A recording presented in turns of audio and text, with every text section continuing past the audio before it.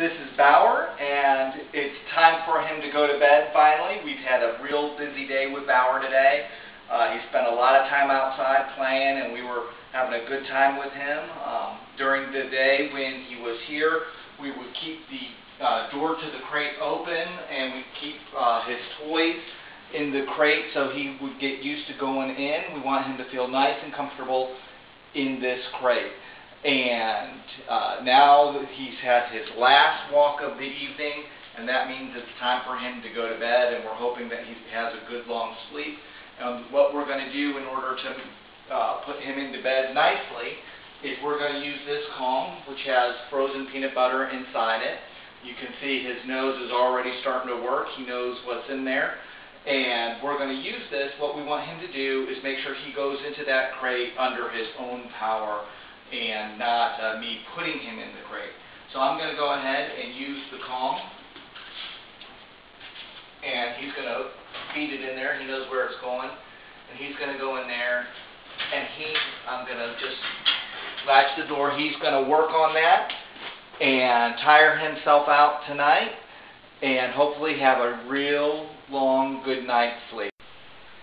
Well, it's week 2 with Bauer. We've gone through about 2 weeks with him and have been having a great time with Bauer. He's a lot of work, but some of the things that we've been spending our time on, number one, our first priority has really been just working with him on the cage. And that has been really successful. So I've already talked about how we use the Kong and the peanut butter to help get him in the cage. He goes straight in his cage. We keep that crate door open all the time so that he can get in there. We keep his toys in there so he keeps running in and out of the crate. And he really has, his nice safe spot is that crate.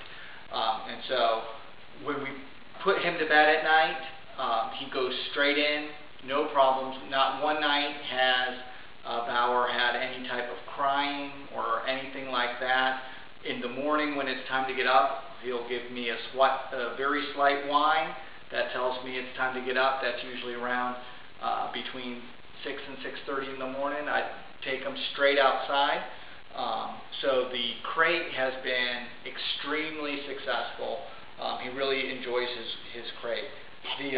Bless you. The second priority that we've really been working on is getting him outside and getting him to go. And so what we've been doing with that is when it's morning time and he's ready to go outside, I take him straight out. We have one specific spot in the yard where I take him straight to that spot. Our key word for him is get busy. Hope he doesn't go on my hand right now. But when I tell him to get busy, he does. He's really been successful with going outside right away as soon as we let him out there. After that, I go ahead and bring him in. I give him his food. What I do with the food is I always scoop the food out of the bag with my hands and put it in his bowl. I do like to get my scent on every single bite. So I gave him enough. I leave that food down, and that's really an important part of what we're doing with him, is keeping him on that tight schedule. And so that's probably the third main thing that we've been working on, is getting him on that tight schedule. So after he goes outside, he eats right away. We put that food down, and he will eat his food. I do leave the water down. I leave the food down just enough, and I've been leaving it down for less and less. So I want him to get used to eating that. So I started out leaving it down for maybe 20 minutes, then 15 minutes, and now it's probably closer to about 10 minutes that I leave that food down for him. He knows he needs to eat that food up, and then I pick it up. I won't pick it up if he's still eating it. So as long as he's eating it, I'll leave it down. But no more than 15 minutes at this point do I leave that food down. And he's usually done well in advance of that. And so let him eat the food, do some morning play as we get my breakfast, and then it's back outside. So he knows that after he eats, he gets to go outside, and that's probably one of the other things that we've really done with him, is just make sure that he gets to go outside plenty of times.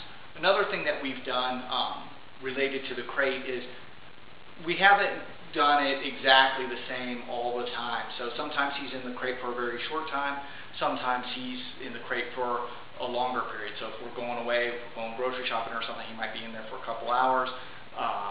He also might be in there for 15 minutes if we're doing something with the kids and just can't keep a close eye on him.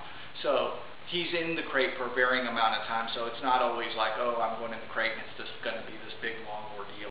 Now, one of the most common questions that we get about dogs is jumping, and that's something that we've really been working with Bauer on, is the constant jumping.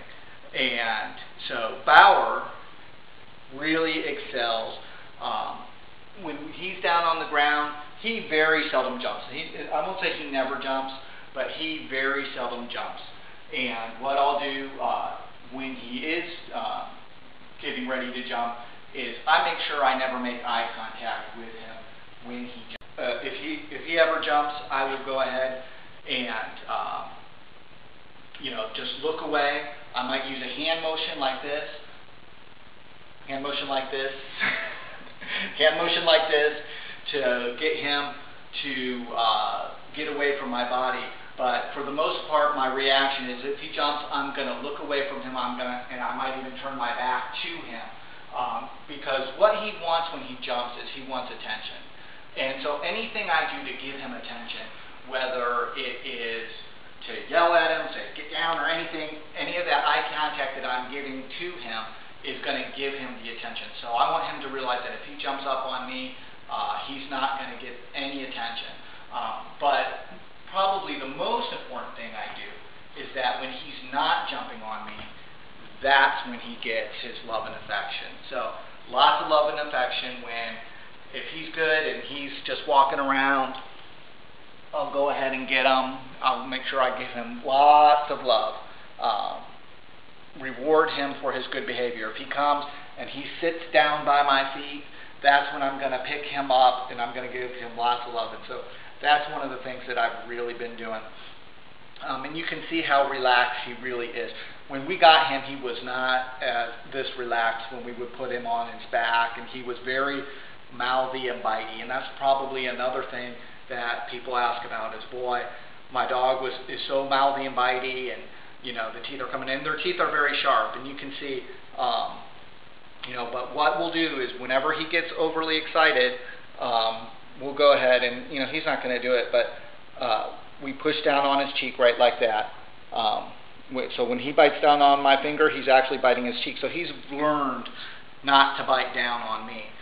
If he does get my finger in his mouth, I'll go ahead and push down on his tongue with my finger like that, and you can see how he's sort of pushing my hand out, and that allows me to get my hand out. But I'll push down on his cheek, and that really protects my hands. I do use his back a lot of back time, where I'll push my forearm right here on his hips. That'll keep his back paws from scratching up my arms, and I can also control his front paws like this. But you can just see what a love he is, and he's really done a good job. What our main focus has been around creating good habits. That's what we've really been trying to stress is, everything that you do is training and has long-lasting impacts. So what we don't want to do is do things that reinforce bad habits, like giving him attention when he's jumping. Even though he looks so cute, we make sure that we don't reinforce negative behavior that we don't want, even though we might want to give him attention when he's so desperately seeking it. We know that that's not the thing to do. We also have been working on his schedule, making sure that he knows when he's going to get fed, when he's going to go outside, so he's comfortable with that, but also with ourselves. We have a busy family, and it's been really a struggle to get our schedules nailed down so that we're getting him out when he needs to be out and getting him his food when he needs to get food, because we have a lot of activities. So that's been another challenge for us, just working as a family.